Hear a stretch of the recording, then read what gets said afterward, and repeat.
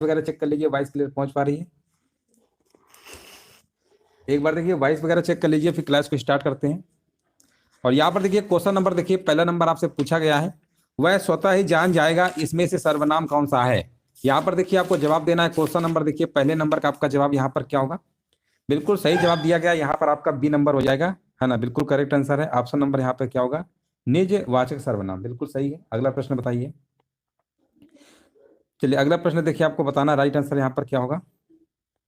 लिखा हुआ, जब कोई सरकारी पत्र, कार्यालय ज्ञापन या ज्ञापन एक साथ अनेक परिस्थितियों को भेजा जा रहा होता है तो उसे हम क्या कहते हैं, है ना। उसे हम क्या कहते हैं? तो याद रखिएगा, उसे हम परिपत्र कहते हैं। ऑप्शन नंबर यहाँ पे आपका सही होगा, डी नंबर।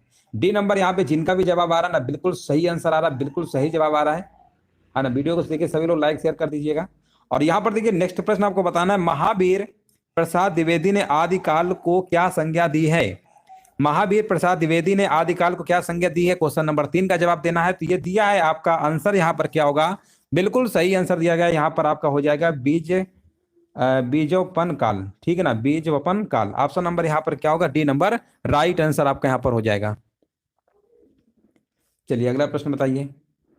नहीं नहीं, डी नंबर है। अगला प्रश्न बताइए, दिए गए शब्दों में से नित्य एक वचन में प्रयोग होने वाले कौन सा शब्द आपका नहीं है? यहाँ पर देखिए आपको बताना राइट आंसर क्या होगा। हाँ, क्वेश्चन नंबर देखिए 4 नंबर का जवाब दिया गया, नित्य एक वचन में प्रयोग होने वाला शब्द इनमें से कौन सा नहीं है? देखिए हस्ताक्षर, प्राण, है ना, ये जो आपके शब्द होते हैं ना, ये आपके सदैव बहुवचन में प्रयोग होते हैं। आंसू, इस टाइप के जो भी शब्द आपको देखने को मिलेंगे वो हमेशा आपके होते हैं बहुवचन में। तो यहाँ पर आपका जो हस्ताक्षर लिखा हुआ है ना, ये आपका किसमें होगा? हस्ताक्षर, लोग, दर्शन, समाचार, आंसू, ये सब आपके होते हैं बहुवचन में, सदैव प्रयोग होते हैं। हिंदी स्वरों का वर्गीकरण जब जीव के भाग के आधार पर किया जाता है तो निम्नलिखित में से कौन सा भेद इसके अंतर्गत नहीं आएगा? चलिए यहां पर देखिए जवाब देना है। क्वेश्चन नंबर 5 नंबर का जवाब यहां पर क्या होगा? हिंदी स्वरों का वर्गीकरण जब जीव के भाग के आधार पर किया जाता है तो निम्नलिखित में से कौन सा भेद इसके अंतर्गत नहीं आएगा? बिल्कुल सही जवाब दिया गया, यहाँ पर विव्रत स्वर आपका होगा। ऑप्शन नंबर यहाँ पे क्या होगा? राइट आंसर आपका हो जाएगा। देखिए स्वर अगर आप देखेंगे, विव्रत स्वर, अर्ध विव्रत स्वर, अर्ध समरस स्वर और समरस स्वर, तो यहाँ पे राइट आंसर आपका बिल्कुल सही है, विव्रत स्वर आपका हो जाएगा। चलिए आगे बढ़ते हैं।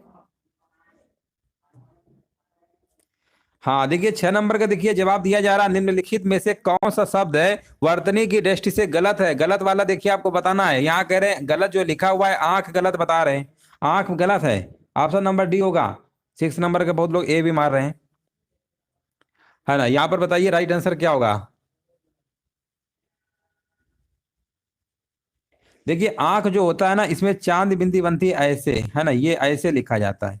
तो ऑप्शन नंबर जो आपका होगा, ऑप्शन नंबर यहाँ पे डी नंबर होगा, ठीक है ना, डी नंबर होगा। अगला प्रश्न बताइए, वर्तनी की दृष्टि से दिए गए विकल्पों में से अशुद्ध विकल्प छांटिए। 7 नंबर में देखिए बताना है।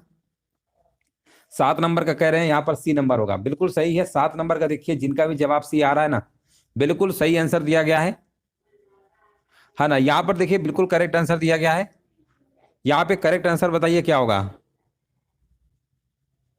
देखिए व्यंग्य होता है, व्यंग्य, है ना, वो प्रयोग सभी नहीं होगा। ऑप्शन नंबर सी।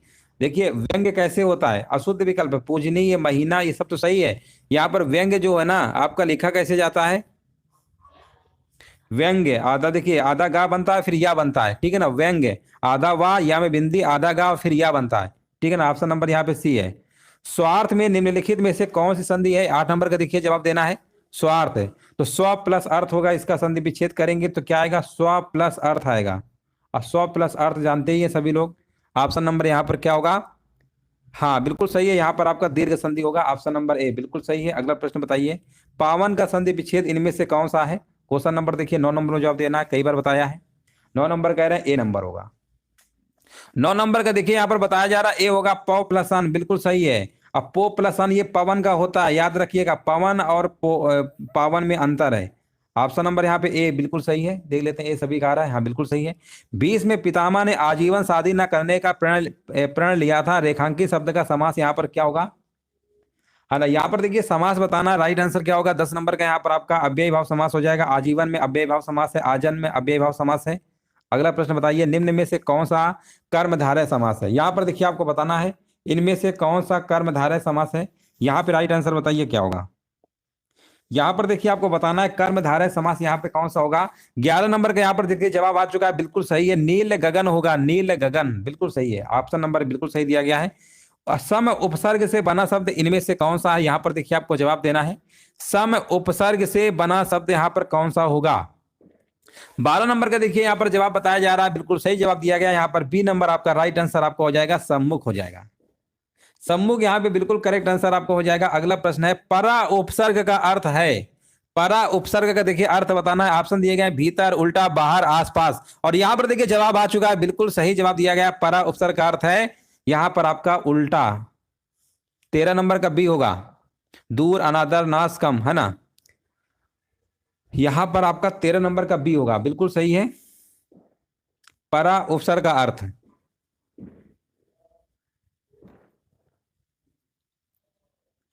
चलिए आगे बढ़ते हैं। कृदंत शब्द यानी कृत प्रत्यय का उदाहरण है, यहां पर देखिए आपको बताना है। तो यहां पर देखिए लिखा हुआ है क्वेश्चन नंबर 14 में लिखा हुआ है खिलाड़ी, यानी खेल क्या है? क्रिया है, अतः कृदंत प्रत्यय से खिलाड़ी शब्द बना हुआ है जो कि विशेषण शब्द है ना, बिल्कुल सही है। अगर हम धनवान, नमकीन और नीलिमा की बात करेंगे तो आपका तद्धित प्रत्यय है। प्रत्यय दो प्रकार के पड़े हैं ना, कृदंत और तद्धित प्रत्यय। तो ऑप्शन नंबर यहाँ पे डी नंबर आपका क्या होगा? बिल्कुल सही होगा। निम्नलिखित में से आग का तत्सम देखिए यहाँ पर तत्सम रूप यहाँ पर कौन सा है? 15 नंबर में देखिए जवाब देना है, आग का तत्सम रूप क्या होता है? अच्छी होता है। ऑप्शन नंबर यहाँ पे बी नंबर आपका सही होगा। विसर्ग का जो प्रयोग है किन शब्दों में नहीं होता है? यहाँ पर देखिए आपको बताना है विसर्ग का जो प्रयोग है इनमें किन शब्दों में नहीं होता है। ऑप्शन दिए गए तद्भव, तत्सम, संकर और इनमें से सभी। 16 नंबर में देखिए बहुत ही अच्छा प्रश्न है, और यहाँ पर देखिए जवाब आ चुका है, बिल्कुल सही जवाब दिया गया है, तद्भव बिल्कुल सही है। विसर्ग का प्रयोग तद्भव यानी तद्भव शब्दों में नहीं होता है, बिल्कुल सही आंसर दिया गया है।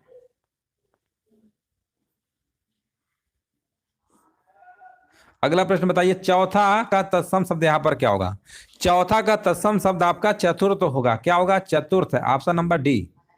निम्नलिखित में से धूम्र का तद्भव शब्द यहाँ पर कौन सा है? 18 नंबर में देखिए बताना है, धूम्र का तद्भव शब्द कौन सा है? 18 नंबर के देखिए यहाँ पर जवाब आ चुका है, बिल्कुल सही जवाब दिया गया है। यहाँ पर बताया जा रहा है बी नंबर, धुआं, बिल्कुल सही है, यहाँ पर धुआं होगा, बिल्कुल सही है। व्युत्पत्ति के आधार पर शब्द के कितने भेद होते हैं? 19 नंबर में देखिए जवाब देना है, व्युत्पत्ति के आधार पर शब्द के कितने भेद होते हैं? 19 नंबर का देखिए कमेंट आ चुका है। शब्द के 3 भेद हैं व्युत्पत्ति के आधार पर, एक रूढ़ है, एक यौगिक है, और तीसरा आपका है योग रूढ़ है। तो ऑप्शन आपको लगाना पड़ेगा ऑप्शन नंबर पहला ही। स्वतंत्रता सबको प्यारी होती है, वाक्य के रेखांकित शब्द का संज्ञा भेद बताइए। स्वतंत्रता सबको प्यारी होती है, 20 नंबर का यहाँ पर जवाब बताया जा रहा है भाववाचक, बिल्कुल सही जवाब दिया गया है। पुरुषवाचक देखिए सर्वनाम यहाँ पर बताइए, आप अंदर आकर बैठिए, यहाँ पर देखिए पुरुषवाचक सर्वनाम बताइए क्या होगा? यहाँ पर सिंपल सी बात है, आप ही तो क्या है पुरुषवाचक सर्वनाम में होगा, बिल्कुल सही है ना। यहाँ पे राइट आंसर। उत्तम पुरुष में क्या आता है? मैं और हम आता है। मध्यम पुरुष में तू, तुम, आप, और जो अन्य पुरुष होते हैं उनमें वह, यह, ये, वे, ये शब्द आते हैं। देखिए आप शब्द का जो प्रयोग है पुरुषवाचक और निजवाचक सर्वनाम दोनों में होता है, याद रखिएगा दोनों में होता है। चलिए अगला प्रश्न बताइए। यहां पर देखिए क्रिया चुनना है, मेरी बहन सविता हिंदी भाषा सीखती है। 22 नंबर का जवाब यहां पर क्या होगा? है ना, सीखती है, यही तो क्रिया है। ऑप्शन नंबर यहां पर क्या होगा? सी नंबर होगा। यहां पर देखिए लिखा हुआ आहा आप आ गए, वाक्य में आहा शब्द कैसा है? 23 नंबर का देखिए जवाब देना, राइट आंसर यहाँ पर क्या होगा? आहा जो है आपका क्या है? अव्यय है। ये कौन सा अव्यय है? अगर हम अव्यय की बात करेंगे तो आप कहेंगे विस्मयादि बोधक है, विस्मयादि बोधक अव्यय है, उसी में तो आता है आपका। ऑप्शन नंबर यहाँ पर क्या होगा? सी नंबर होगा। 23 नंबर का सी, बिल्कुल सही जवाब दिया गया है। सीता सखियों सहित पुष्प वाटिका गई, वाक्य में रेखांकित अव्यय प्रयोग निम्नलिखित में से किस भेद का उदाहरण है? 24 का देखिए कमेंट करना है, तो ये आपका क्या होगा बताइए। हाँ बिल्कुल सही है, संबंध बोधक है, बिल्कुल सही है। यहाँ पर देखिए सीता सखियों सहित पुष्प वाटिका गई, तो कैसा है? संबंध बोधक, बिल्कुल सही है। कौन सा शब्द अनेक का पर्यायवाची? देखिए यहाँ पर अनेक का पर्यायवाची बताना है, अनेक। तो देखिए अनेक यानी अनेक का पर्यायवाची क्या? सेना, है ना, सेना हो गया, बहुत सारे हैं, कटक हो गया, अनि हो गया, कई सारे होते हैं। तो ऑप्शन नंबर यहाँ पे क्या होगा? आपको सेना लगा देना है। कामदेव का देखिए पर्यायवाची आपको बताना है, 26 नंबर का जवाब यहाँ पर क्या होगा? कामदेव। ऑप्शन दिए गए हैं सरोज, उरोज, मनोज और पाथोज। तो यहाँ पर देखिए जवाब बिल्कुल सही जवाब दिया गया, 26 नंबर कह रहे हैं मनोज होगा, बिल्कुल सही आंसर है। ऑप्शन नंबर यहाँ पे सी नंबर आपका सही होगा। अगला प्रश्न बताइए, अग्रज का विलोम यहाँ पर क्या होगा? अग्रज बहुत ही आसान प्रश्न है, बहुत बार पेपर में आया है। अग्रज का विलोम अनुज होता है। अनुज देखिए कहाँ पे, सी नंबर, बिल्कुल सही आंसर आया है। दीर्घायु का देखिए यहाँ पर विलोम बताना है, क्या होगा? दीर्घायु का विलोम बताइए। दीर्घायु, दीर्घायु का मतलब अल्पायु, बिल्कुल सही है, ये भी जवाब सभी का सही आया है। इस वर्ष हिंदी साहित्य की रिक्त स्थान है, कुछ अवरुद्ध रही रिक्त स्थान भरने के लिए उपयुक्त शब्द चुनिए। बताइए यहाँ पर जवाब क्या होगा? 29 नंबर का यहाँ पर देखिए जवाब आ चुका है, और बिल्कुल देखिए यहाँ पर सही जवाब दिया गया, बिल्कुल सही जवाब दिया गया, कह रहे हैं प्रगति होगा, बिल्कुल सही है। इस वर्ष हिंदी साहित्य की प्रगति अवरुद्ध रही, बिल्कुल सही है। गांधी जी का राम राज्य का स्वप्न आज तक नहीं हुआ है। 30 नंबर का जवाब क्या होगा? आज तक साकार नहीं हुआ है। ऑप्शन नंबर यहाँ पे सी आपका सही होगा। 30 का सी, 30 का सी बिल्कुल सही है, 30 का सी होगा। जिसका उपचार न हो सके उसके लिए एक शब्द क्या होगा? 31 नंबर में देखिए बताना है, जिसका उपचार ना हो सके उसके लिए एक शब्द है असाध्य होगा, असाध्य। विकल्प नंबर यहाँ पे आपका बी नंबर बिल्कुल सही आंसर है। किसी तथ्य को जानने की इच्छा रखने वाला क्या कहलाता है? 32 नंबर का देखिए जवाब देना है, ये भी प्रश्न हमने बहुत बार कराया है। किसी तथ्य को जानने की इच्छा रखने वाला आपका जिज्ञासु कहलाता है। ऑप्शन नंबर यहाँ पे सी आपका बिल्कुल करेक्ट आंसर आपका हो जाएगा। अंधेर नगरी का देखिए यहाँ पर बताना है अर्थ क्या होता है? अंधेर नगरी, क्वेश्चन नंबर देखिए 33 नंबर जवाब आ चुका है, बिल्कुल सही जवाब दिया गया। यहाँ पर कह रहे हैं अन्याय की जगह, बिल्कुल सही है, ऑप्शन नंबर बी होगा, बिल्कुल सही जवाब है। चौकड़ी भूल जाना मुहावरे का मतलब क्या होता है? ये भी हमने बहुत बार कराया। चौकड़ी भूल जाना इस मुहावरे का मतलब होता है घबरा जाना होता है। क्या होता है? घबरा जाना। ऑप्शन नंबर यहाँ पे देखिए कहाँ लिखा हुआ है, सी नंबर होगा। अंधों में काना राजा रेखांकित लोकोक्ति का अर्थ बताइए।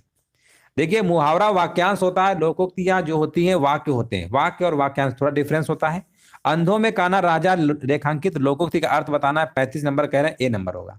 35 नंबर का जिनका भी ए आ रहा है ना, गुणहीनों के पीछे गुणवान व्यक्ति है ना, बिल्कुल सही जवाब है, बिल्कुल करेक्ट आंसर दिया गया है। सलमा घर जाती है, ये वाक्य कैसा है? बहुत ही आसान प्रश्न है। सलमा घर जाती है, अब सलमा घर जाती है तो सिंपल सी बात है, सिंपल लिखा है तो सिंपल यानी सरल वाक्य हो गया, है ना। ना तो दो क्रियाएं इसमें यूज है, सिंपल सा एक क्रिया यूज हुई है। निम्नलिखित में से संयुक्त वाक्य का देखिए यहाँ पर चयन करना है, 37 नंबर में। संयुक्त वाक्य में हमने कई बार आपको बताया है, यहाँ पर और शब्द आते हैं, किंतु आते हैं, या आते हैं, जोड़ने का काम करते हैं, संयुक्त। तो देख लीजिए यहाँ पर कौन सा होगा, तो लिखा उसने खाया और सो गया, और लगा है ना ऑप्शन नंबर सी। बहुत बढ़िया, देखिए बिल्कुल सही आंसर आया हुआ है। अगला प्रश्न देखिए यहाँ पर बताइए, सही विकल्प का चयन करें जो शुद्ध वाक्य है इनमें से। लिखा हुआ तुम तुम्हारा काम करो, तुम तुमका काम करो, तुम तेरा काम करो, तुम अपना काम करो। अब पढ़ने से तो आइडिया लगी गया होगा, शुद्ध यहाँ पर यहीं पर आपको दिख रहा है तुम अपना काम करो। 38 का यहाँ पर आपका डी नंबर है, हाँ बिल्कुल सही है। अगला प्रश्न बताइए, राम आम खाता है, राम आम खाता है में वाच्य कौन सा रूप होगा? है ना, यहां पर देखिए आपको बताना है राइट आंसर क्या होगा। राम आम खाता है ना, यहां पर देखिए जवाब आ चुका है ना। एक देखिए राम आम खाता है, कौन खाने काम कर रहा? राम। हाँ बिल्कुल सही है, बिल्कुल राइट आंसर दिया गया, यहाँ पर सी नंबर होगा, है ना, बिल्कुल सही है, यहाँ पे सी नंबर होगा, है ना, सी नंबर होगा। इसी टाइप का कोई एक प्रश्न था, उसमें हम गलती से कर्म में करा गए थे, तो उसको करेक्ट कर लीजिएगा। चलिए आगे बढ़ते हैं। उसने टेढ़ी चाल चली वाक्य में कौन सा कारक है? 40 नंबर का देखिए जवाब देना है, उसने टेढ़ी चाल चली ये वाक्य में कौन सा है? तो यहां पर आपका कर्ता कारक होगा, ऑप्शन नंबर डी होगा, उसने, है ना, तो यहां पर आपका बिल्कुल होगा कर्ता। चलिए, बिल्ली छत से कूद पड़ी, 41 नंबर का देखते हैं जवाब किसका आ रहा है। 41 नंबर का देखिए जवाब आ चुका है, बिल्ली छत से कूद पड़ी, इसका आंसर बताइए क्या होगा? तो यहां पर कह रहे हैं 41 नंबर का बता रहे हैं, ऑप्शन नंबर आपका डी होगा, हाँ बिल्कुल सही, अपादान कारक, हाँ ना बिल्कुल सही है। अगला प्रश्न बताइए, इनमें से कौन सा पुल्लिंग शब्द स्त्रीलिंग शब्द में प्रत्यय लगाने से बना है? कौन सा पुल्लिंग शब्द स्त्रीलिंग शब्द में प्रत्यय लगाने से बना है? 42 नंबर का देखिए कमेंट आ चुका है, देखिए कह रहे भेड़, भेड़ स्त्रीलिंग शब्द है, अब भेड़ शब्द में आप प्रत्यय लगा देंगे तो बन जाएगा भेड़ा। अब भेड़ा क्या है? पुल्लिंग, बिल्कुल सही है, ऑप्शन नंबर सी होगा, भेड़ा भेड़ा होगा, ऑप्शन नंबर सी, हाँ बिल्कुल सही है। अगला प्रश्न बताइए, इनमें स्त्रीलिंग शब्द यहां पर कौन सा है? पर्वत, ख्याति, मोती और पत्थर। तो यहाँ पर देखिए मोती, पर्वत, पत्थर ये सब तो पुल्लिंग में होते हैं। तो यहाँ पर बचा कौन सा? ख्याति। ख्याति क्या है? स्त्रीलिंग शब्द है, ऑप्शन नंबर बी होगा। मैंने आम खाया है, मैंने आम खाया है, ये वाक्य किस काल को प्रदर्शित करता है? मैंने आम खाया है। देखिए यहां पर आपका आंसर होगा भूतकाल होगा, भूतकाल। मैंने आम खाया है ना। देखा जाए तो आसन्न भूतकाल है। आसन्न भूतकाल में क्या होता है? क्रिया की समाप्ति निकट भूतकाल में या तत्काल ही सूचित होती है, ठीक है ना। तो यहाँ पे जो राइट आंसर आपका होगा, यहाँ पर आपका आसन्न भूतकाल होगा। तो आसन्न तो नहीं लिखा लेकिन भूतकाल लिखा, इसी को लगाना पड़ेगा, ऑप्शन नंबर ए बिल्कुल सही है। निम्नलिखित वाक्यों में से वह वाक्य चुनिए जिसमें गुणवाचक विशेषण का प्रयोग किया गया है। मतलब आपको यह बताना है कि जिसमें गुणवाचक विशेषण का प्रयोग किया गया है। 45 नंबर में आंसर आपका यहाँ पर क्या होगा? हाँ, यहाँ पर देखिए लिखा हुआ वह नटखट बालक संगीत नहीं सुन रहा है ना। तो नटखट शब्द क्या है? गुणवाचक विशेषण को बता रहा है। तो ऑप्शन नंबर यहाँ पे क्या लगा देंगे? पहला ही विकल्प आपको लगा देना है, 45 नंबर का ए। बहुत लोग डी मार रहे हैं 45 का, 45 नंबर का ए होगा।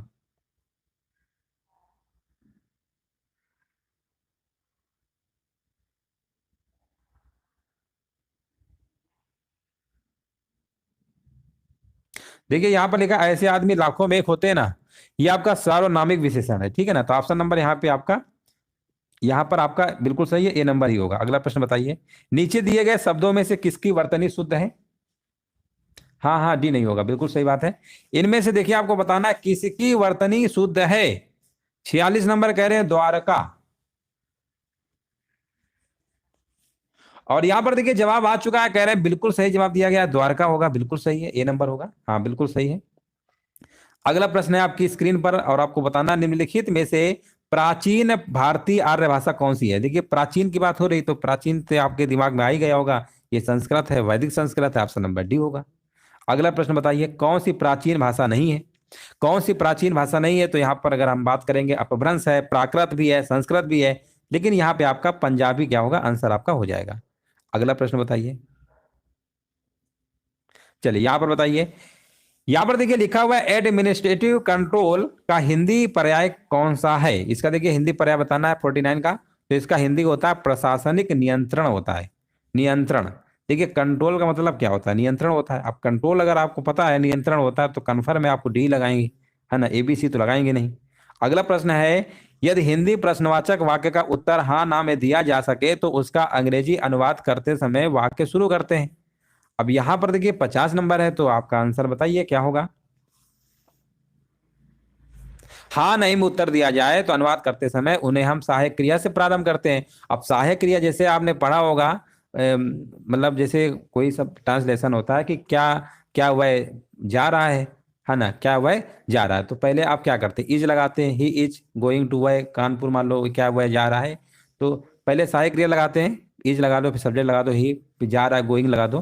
तो ये सब आपके होते हैं यस या नो, क्योंकि जब भी जो प्रश्न यस या नो वाले होते हैं ना, वो हमेशा क्या शुरू होते हैं? प्रश्नवाचक दो प्रकार के होते हैं ना, एक बीच में आता है कि वह क्यों रो रहा है, वह क्यों जा रहा है, हाँ, क्या वह पढ़ रहा है, क्या वह सो रहा है, इस तरीके के आते हैं। दो प्रकार के होते हैं, एक प्रश्नवाचक शब्द क्या से स्टार्ट होते हैं, उनमें आंसर हमेशा यस या नो में ही दिया जाता है। तो यहाँ पर उसको हम क्या बोलेंगे? ऑक्सिलरी वर्ब बोलेंगे, ऑक्सिलरी वर्ब को ही सहायक क्रिया बोलते हैं। तो ऑप्शन नंबर यहाँ पे आपका बी होगा। बहुत बढ़िया, बिल्कुल सही है। 50 नंबर देखिए कुछ लोग ए भी मार दिए, ए नहीं होगा, यहाँ पर आपका बी नंबर आपका राइट आंसर आपका यहाँ पर हो जाएगा। तो इस तरीके दोस्तों आपकी जो 50 प्रश्नों की जो सीरीज है कंप्लीट हो चुकी है। और वीडियो को देखिए सभी लोग लाइक कर दीजिएगा, लास्ट में कमेंट करके सभी लोग बताइएगा, ऑफलाइन कमेंट कर दीजिएगा कि 50 में से कितने प्रश्न आपके सही हुए। बहुत बहुत धन्यवाद आप सभी का। राधे राधे, सभी को जय हिंद, सभी को वंदे।